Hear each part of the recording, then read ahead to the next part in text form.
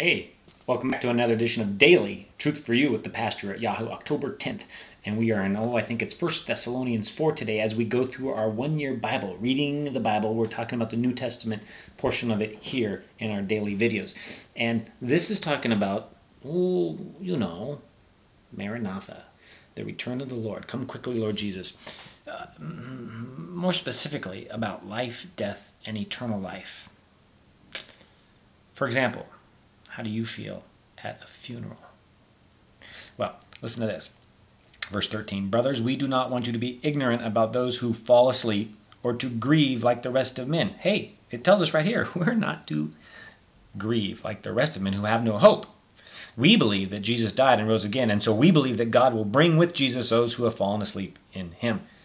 And he goes on to talk about the return of the Lord, the resurrection of the dead, the rapture of those who are left alive and remain. The point is, we have an eternal hope.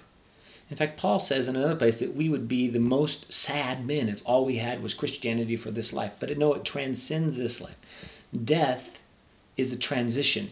It is more of a graduation to the eternal kingdom. So it's a time for celebration for those who are believers. So let's not grieve and have no hope or be ignorant about these facts. We know that just as Jesus Christ was resurrected from the dead, so will any of us who die, and some of us, yes, some of us may even live to see his glorious return. Daily Truth for You with the Pastor at Yahoo.